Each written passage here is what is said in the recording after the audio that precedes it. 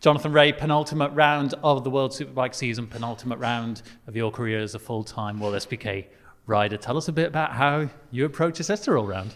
Honestly, mixed emotions really. It was probably the toughest backpack I've had because I'm going to stay out between Estoril and Jerez.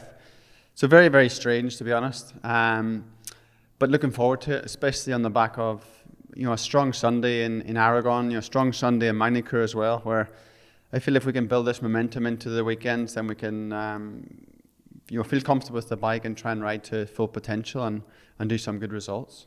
Last year in Estoril was quite a positive round for yourself as well. You had the pace to compete for the top five. You in both long races at the very least, as well, speaking from memory. Coming off that pace in the last couple of rounds, considering what you had last year, what would be a bit the target for this Estoril round in particular? Yeah, good. I don't want to tie myself up now with the expectations, but I think last year was a solid one. I think we've really improved the bike as well. So, but like everything, everyone's improved. The benchmark's higher this year. We need to try and get through Friday well. Pirelli brought some new front tires to try. The X tires back, SCQ. So a bit of an evaluation tomorrow to see what's what. But I think we can put it together and maximise our qualifying. Then there's no reason why we can't at least aim to fight inside that top five, and that'll be the plan. We haven't been racing at Estoril for that long, but there still have been a couple of big highlights that I'd like to point out. Firstly, 2020. It wasn't necessarily in terms of results your most positive round, your most memorable round, but in terms of race one, getting that sixth title done, certainly one which I imagine you remember quite fondly. It was incredible. Tough and strange times as well. That was in the COVID period where the championship was cut a little bit short. We started in a delay. Races came in quick succession, but to finish here in Estoril with a sixth title was incredible. I remember it well because we had a nice party afterwards and enjoyed the fruits of our labour, let's say. I enjoy the track. I enjoy coming here. I've seen a little bit of the surrounding area as well, and it was a great addition to the calendar, and it's nice to come back.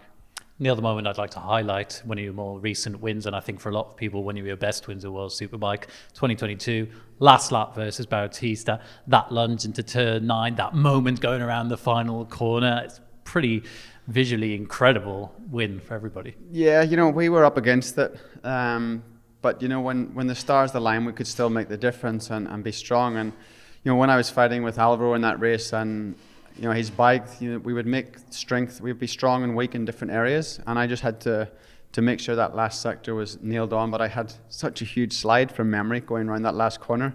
I thought I'd almost blown it, but fortunately I had enough of a gap and was able to seal that race win.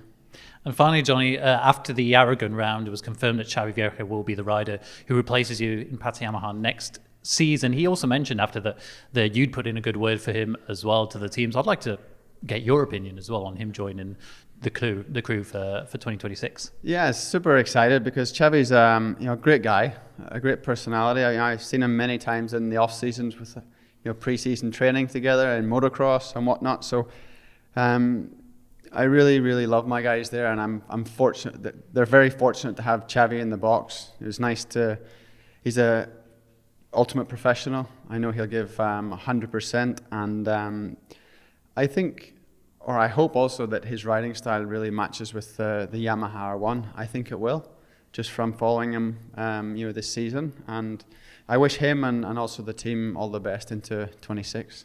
Well, thanks for your time, Johnny, and enjoy this weekend. Thank you.